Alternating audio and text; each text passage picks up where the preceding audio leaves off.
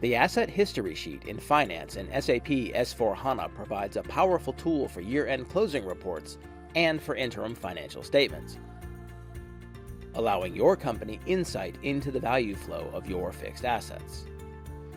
We'll use the Asset History Sheet app to gain insight into the asset balances and to drill down into the detailed transactions in the Asset Transactions app to understand the figures shown there. To begin, I open the Asset History Sheet app. I've previously set the company code in my default settings, so the pop-up prompts are pre-filled. Based on this default company code, the system selects the leading ledger, the leading depreciation area of this ledger, the current fiscal year, the last fiscal period in this fiscal year, and the currency type, which in this case is company code currency. The system also selects the key figure group for posted values, but I would like to see the plan values instead. So I have to change the key figure group to plan values.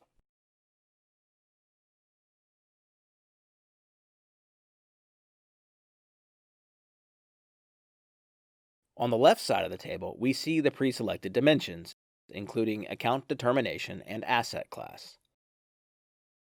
We can add or remove dimensions by dragging and dropping them to and from the rows area.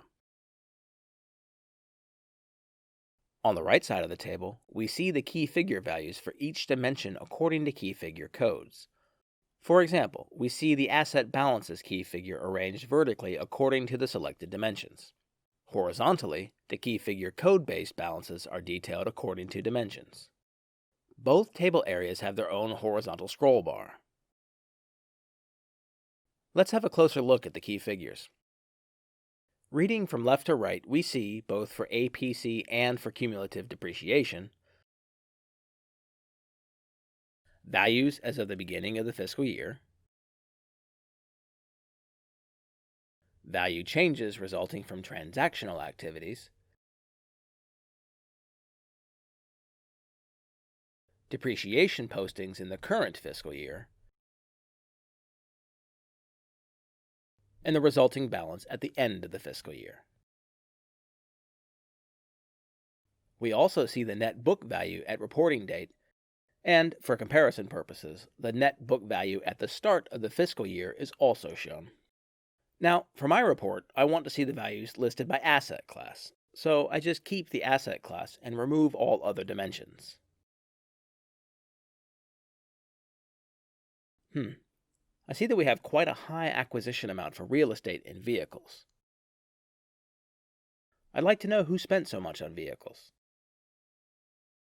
So I drag the Asset Profit Center to the rows area. And it's now in my table as a drill down. The acquisition in question was made by the Shared Services Department. They seem to need a lot of vehicles. Now I can take a closer look at the details of this acquisition.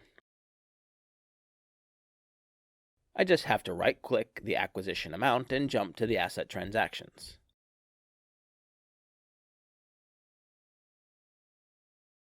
I'll stop this tutorial here and show you the succeeding steps in the next video, Asset Reporting 2, Asset Transactions.